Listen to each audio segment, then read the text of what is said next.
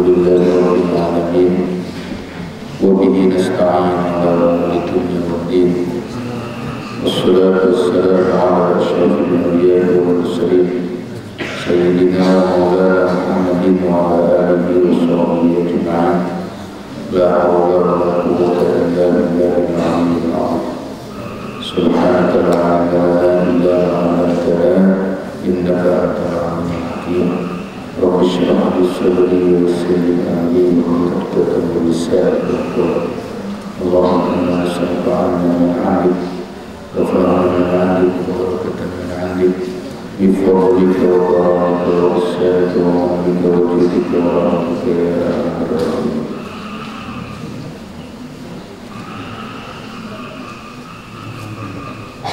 Yang kitabnya hilang atau belum punya kitab di ATK sudah ada kitab Sapi sama atau kemarin siang sudah datang di pada santri yang belum punya kitab Sapi atau sudah ada kitab.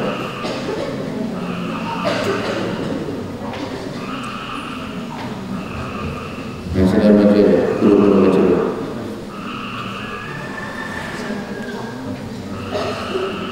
Bismillahirrahmanirrahim. Allahumma shalli ala Muhammad wa ala alihi wa sahbihi fi tarini.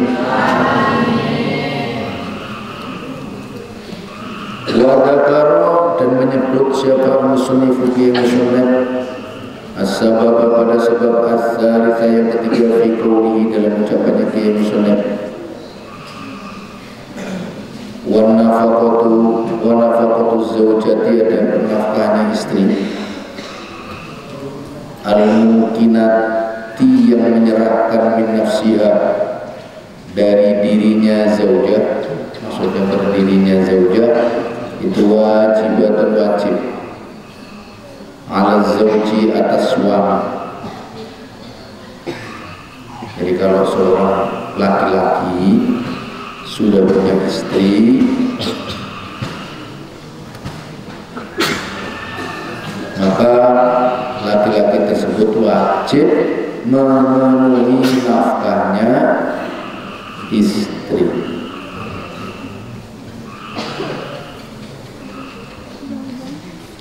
Ini belum sampai ini ya, sebelumnya belum sampai situ ya.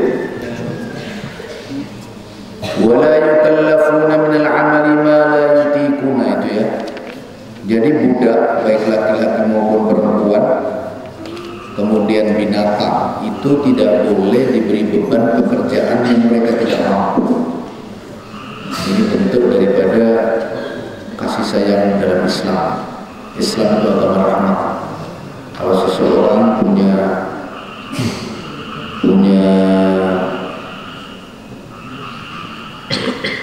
budak, punya binatang, sapi, kerbau yang biasa untuk ini, untuk mengangkut barang, kuda, unta, itu tak boleh diberi muatan atau pekerjaan yang tidak mampu dipikul oleh si binatang itu. Ini bentuk Islam itu agama rahmat. Inti dari ajaran agama itu adalah kasih sayang. Wa ma arsalnaka illa rahmatan lil alamin, dan tidak kami itu engkau Muhammad kecuali sebagai rahmat semesta alam. Terus kalau punya budak itu pun tidak boleh diberi beban pekerjaan yang mereka tak mampu memikul. Harus sesuai dengan kemampuan. Begitu pula punya pembantu atau apa, itu juga tidak boleh. Tapi yang dibahas di sini adalah budak dan binatang. Punya binatang piaraan harus dikasih makan.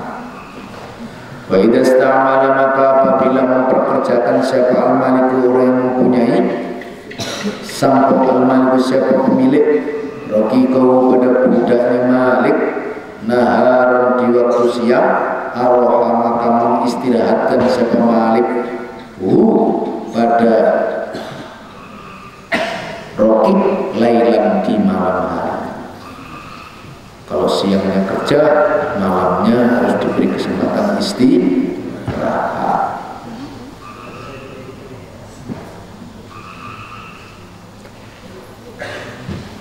Wa aksuhu dan sebaliknya istamala al-malik. Apabila kerjanya malam, diberi istirahat di waktu siang. Kalau kerjanya setengah hari, siang hari, terus setengah harinya siang itu istirahat, bisa ditambah malam. Tidak boleh plotter 24 jam itu penganiayaan.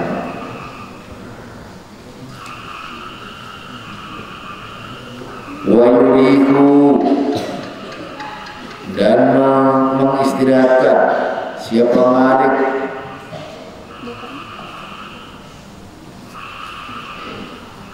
pada raqib soifan di waktu kemarau, waktal qailulati di waktu beduk itu qailulah itu beduk itu bahasa Jawa sebelum duhur, sebentar sebelum duhur. Qailulah itu berasal dari kata qalil. Waktal qailulati di waktu qailulah itu waktu sebentar sebelum duhur.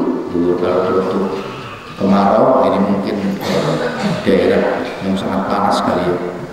Waktu qailulah itu ya saat kemarau sangat panas sebelum duhur istirahatkan sebentar. Wala yukallafu dan tidak diberi beban siapa ar-raqib. Wala yukallifu dan tidak memberi beban siapa malik dabatahu pada binatangnya malik aidon halnya juga. Kalau punya binatang sapi untuk garu itu untuk menggarap sawah, kemudian kuda untuk mengangkut muatan zaman dulu ya, karena ada dokar. Kalau di Jawa masih ada ya, apa namanya dokar itu bahasa Indonesia apa? Apa dokar?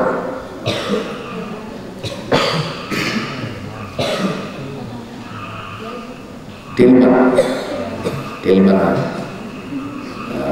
Tidak boleh kuda itu diberi muatan banyak-banyak, onta diberi muatan banyak-banyak sampai pokoknya keterlaluan lah, itu tidak boleh. Itu namanya penganiayaan terhadap hak-hak binatang. Tidak boleh. Ma pada apalah tutiku yang tidak kuat.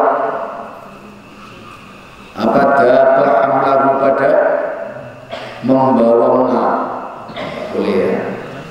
Jadi orang itu harus bijak, harus arif, dan harus selalu punya jiwa kasih sayang.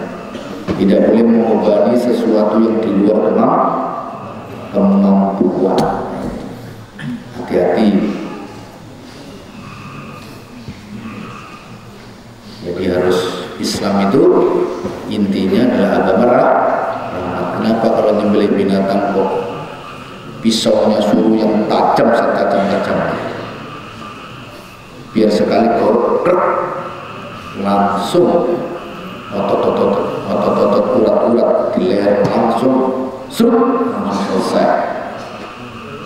Karena kasihan kalau oprok nggak mati-mati, teriak nanti kambingnya sama sapinya. Kenapa? Tumpul 5 kali oprok nggak mati-mati. Enggak tembus tapi setengah karena tubuh itu penganiayaan terhadap setajam-tajamnya. Bila perlu tidak sekali seret itu langsung selesai deh. Apa itu pakai semacam pedang atau pisau pemotong yang harganya jutaan, ada itu harganya jutaan tuh, selesai, itu sunnah hukum. Jangan pakai parang yang digunakan untuk lepas hutan itu, itu wasiat binatang. Kenapa kok dianjurkan sangat tajam? bentuk kasih sayang terhadap hewan yang disembelih. Kenapa pada saat menyembelih binatang itu kalau bisa pisaunya jangan diasah di depan mata binatang mau disembelih? Secara psikologis itu membuat binatangnya stres, putus asa dan galau dia. Hormatilah binatang, jangan isik, malah diancam sebentar lagi kau ya. Oh, itu apa, penganiayaan terhadap hewan. Sembunyikan, ngasahnya jangan di depan binatangnya, sembunyi. Tahu-tahu udah langsung krek, selesai gitu loh. Jadi dia tidak merasakan sakit yang terlalu panjang. Itu terhadap binatang, apalagi terhadap teman, terhadap tetangga, terhadap pembantu. Tidak boleh. Kenapa kalau nyembelih binatang itu dimakruhkan? Nyembelih binatang yang satu di depan binatang yang lain yang belum disembelih. Kenapa? Karena kalau nyembelih binatang di depan binatang yang belum disembelih atau binatang lain, itu sama dengan nakut-nakutin dan membuat hancur jiwa psikologi dari binatang yang belum disembelih. Dan itu merupakan, kalau ada orang model kayak gitu, itu ciri-ciri orang tega.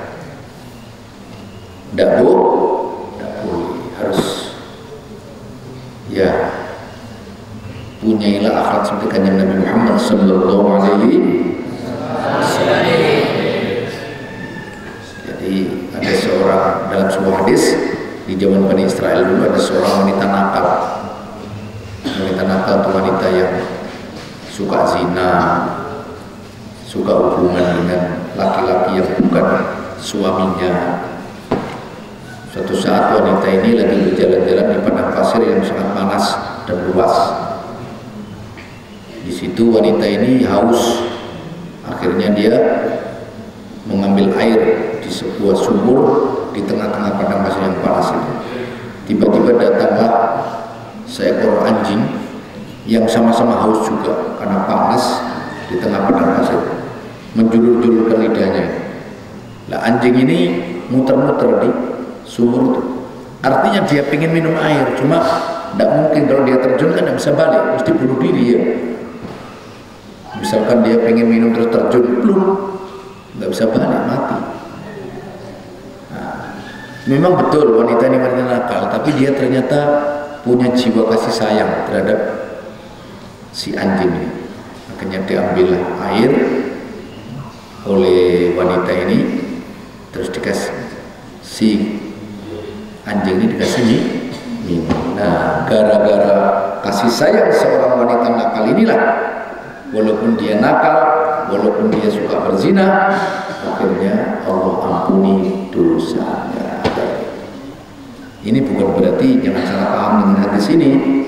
Ini bukan berarti berzina itu boleh, nakal itu boleh, bukan. Titik poin daripada ajaran hikmah di dalam hadis ini adalah dengan kasih sayang, seseorang yang penuh kasih sayang biasanya Allah juga akan menyayang.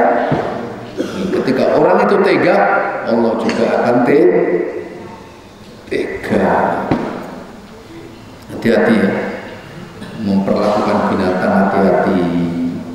Seandainya kamu tidak suka dengan tikus, karena tikus suka mencuri makananmu, tikus suka ngotorin, silakan tikus kau bunuh.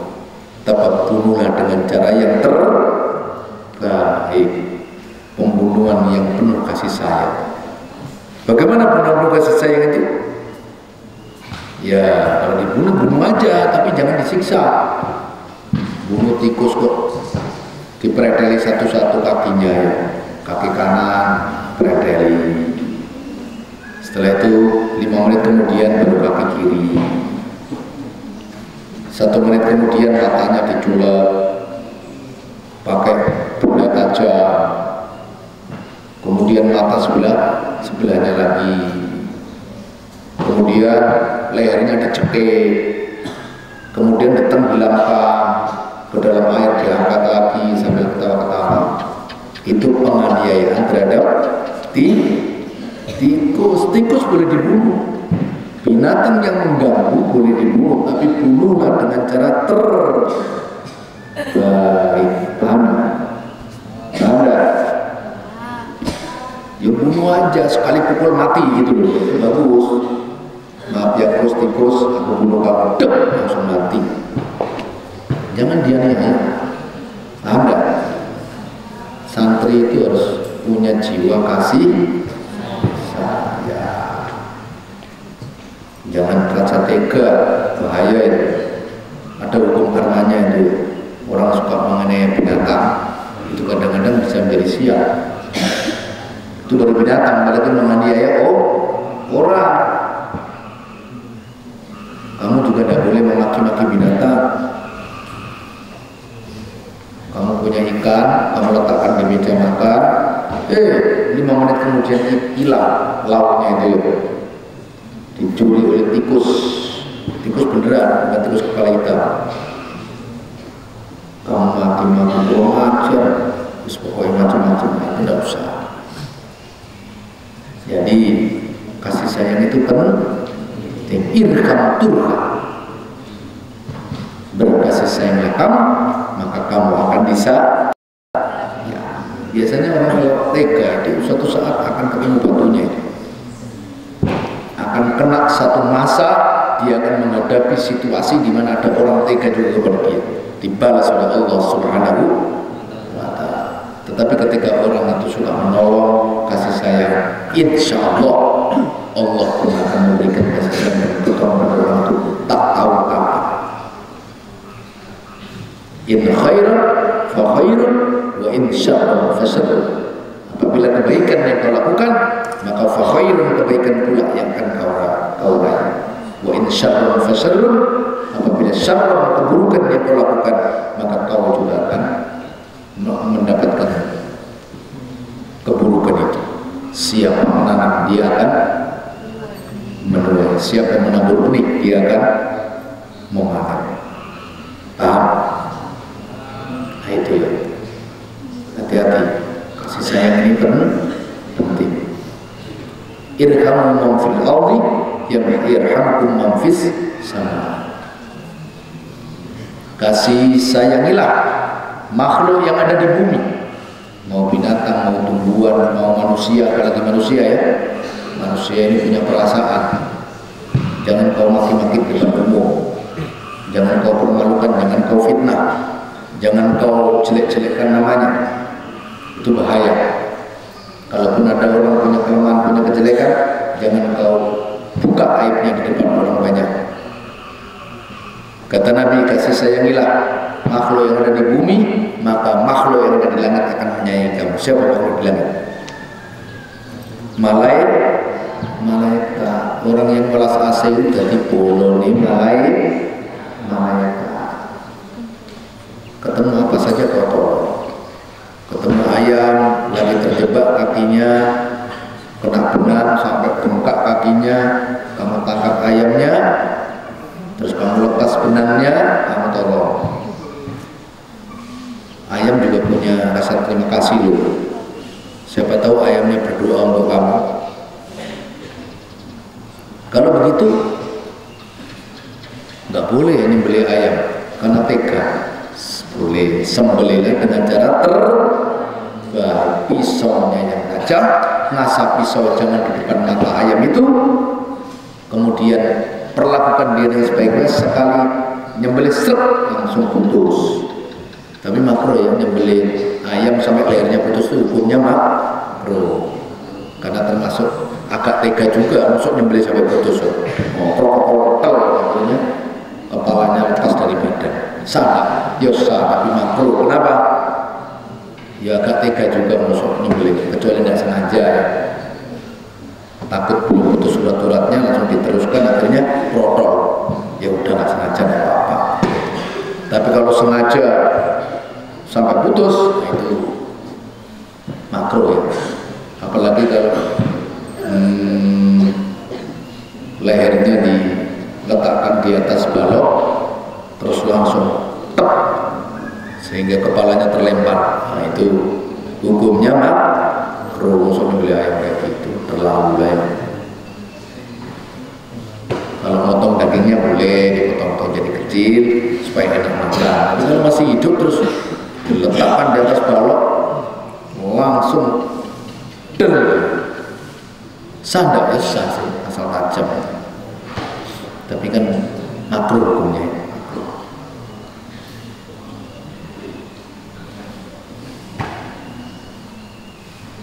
Wadakar dan menyebut siapa musannifu kiai musannif as-sabab pada sebab as-salisa yang ketiga fi qawlihi di dalam ucapannya kiai musannif wa nafaqatu zawjati adapun nafkahnya istri al-mungkinati yang menyerahkan siapa zaujah min nafsiha dari dirinya zaujah, maksudnya pada dirinya zaujah, wajibatun itu wajib ala zauji atas suami.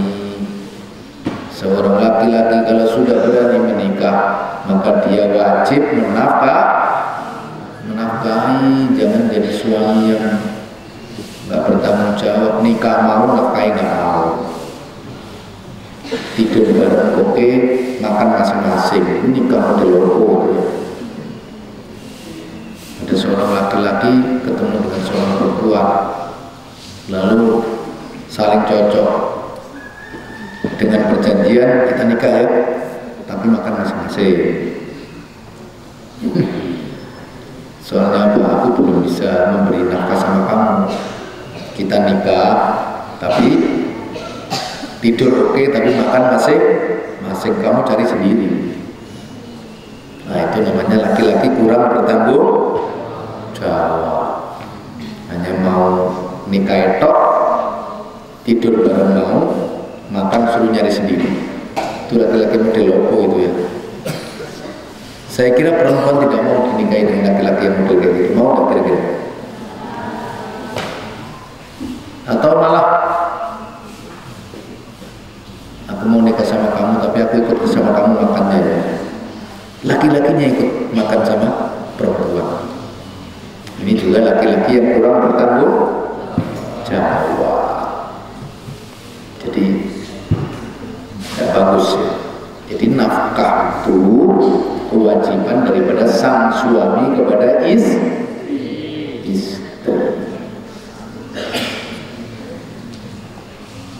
Tapi istri yang wajib dinafkahi itu istri yang mau menyerahkan dirinya. Istri kok tidak mau diajak hubungan badan, suami tidak wajib menafkahi karena sudah ngelawan itu. Nggak adil ya, akan minta sama suami diajak tidur tidak mau, itu tidak adil. Itu namanya kecuali tidur, mungkin istrinya sakit, istrinya apa, itu wajar. Mau dinikahi tapi tidak mau diajak tidur, itu rumah tangga model apa? Nah itu juga tidak adil. Dan makanya di sini ada satu qaid, ada satu batasan al-mumkinati min nafsiha, yang menyerahkan dirinya kepada suami. Ini yang wajib dinafkahi. Istri yang melawan tidak mau melayani suami, ya sudah, tidak usah kasih makan, pulang saja pada orang tuanya. Kalau sudah diajak berunding tidak mau, malah mentang-mentang, ya udah, saatnya ganti istri, ceraikan saja ya. Atau dibalik, ada suami tidak bertanggung jawab, nggak kerja, nggak apa, istri ditinggal-tinggal, nggak jelas, nafkahi juga enggak, ya sudah, urus saja ke pengadilan, gugat cerai. Kenapa? Itu namanya suami yang tidak bertanggung. Tapi kalau istri ikhlas, udahlah, aku tidak mau gugat cerai, aku ikhlas kok, tidak ada nafkah, ya boleh-boleh aja, tapi kasihan banget jadinya ya istri seperti itu. Wallahu a'lam bishawab.